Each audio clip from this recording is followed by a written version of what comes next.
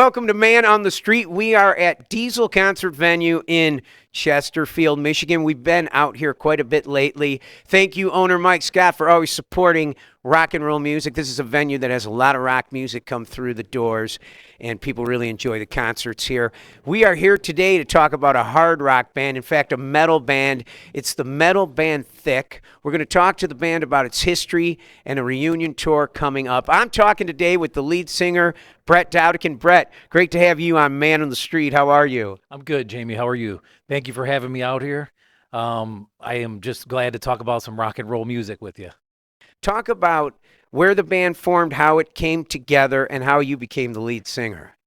Jamie, there was an ad in the Metro Times, and I answered the ad. I went out to Delray, downtown Detroit, which doesn't exist anymore. They have flattened it out now. I went down there, tried out for the band, and we wind up writing a song about it down to Delray. It was a cool experience. It was right in the middle of Detroit, and there were some kind of gang activity in the area. The house was abandoned at the time, and we basically practiced in the basement for probably about a year till we were asked to leave. And we started playing shows within probably the 6 months into that. It was a cool experience. We got to travel around, did a lot of shows in the Detroit area. And then we expanded out to Ohio, Kentucky, Chicago. We did a lot of different areas. Brett, why now? Why is the band coming back together now? You haven't been together since 2001. Why is now the time for this band to get back together and reunite? Well, my drummer's son, Paulie Jr., started listening to our old CD at the house, and he told his dad, "Hey, Dad, why aren't you guys still doing this?" So Paulie got a hold of me, the senior, Paul Senior, and called me up and said, "Hey, Brett, would you be interested in doing this?" And I was like, "I'll do it." I got nothing to lose. So we've kind of contacted each member of the band, Lauren and Wayne, and we're doing this. We're going to make it happen. So we talked about a reunion. So we're going to try to start it off here at the Diesel concerts. Details of this show coming up here at Diesel, when that's going to be, and also talk about who the band played with, the lineups you played with, as far as different venues and shows in the past. As far as the show here at Diesel, it's looking like we're thinking July, August. We're going to get together and start practicing again. This is pretty new, so we're going to get together and start getting our stuff together. But we used to play practice 2-3 times a week. And we used to play with, we played with Biohazard, we played with Edema, we played with Testament, we played with Ronnie James Dio, we played with, God, I can't even think any more of the names, but we played with a lot of national bands, smaller national bands. This being a metal band, talk about your influences in metal music, that, the bands that really inspired you to form a band yourself. Of course I grew up wearing Kiss makeup and dressing up as Kiss and playing all that, but later in the 90s, and even the ad that they put in the paper for the band was, bands like Deftones and Rage Against the Machine and Tool, and that was along my alley. That was the stuff that I was jamming to in the 90s. And that inspired me.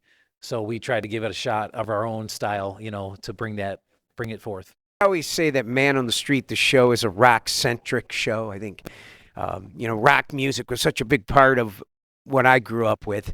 I like to see it relevant to this day. I like to see a band still together, new bands forming of younger people. Talk about what you feel is the status of rock today. I know that you are in with newer music and things, but is rock still alive? What's the status of rock in 2026, you think?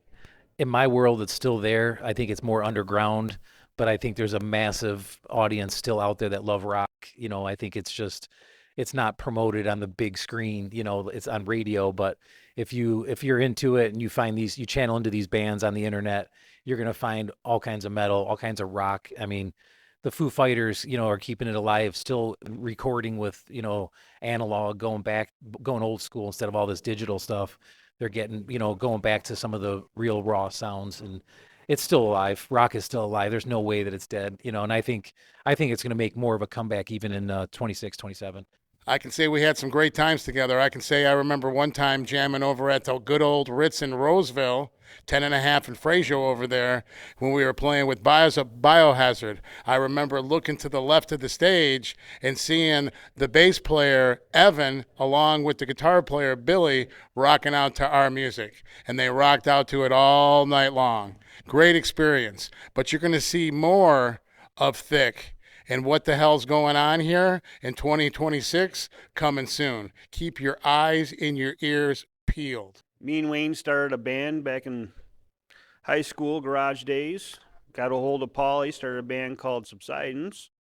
Eventually we lost a singer, found Brett, started THIK, and we've done shows, and over, I don't know, maybe 30 years now, we've gotten back together, and we're going to see what happens if we can do this again.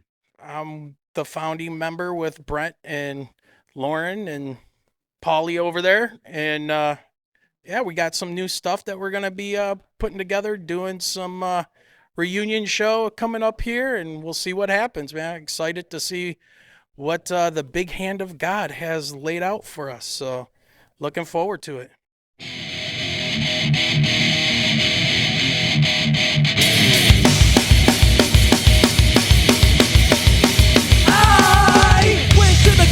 Just to meet this fellow, dressed so sweet, singing like acapella. Only 25, living worldwide, living with these riches, so far from all these fucking bitches. How much longer can you get with this? Soon you'll be out and you'll be dissed like Chris. I'm not saying this to diss each and every one. I'm followed up, yeah, but just for fun.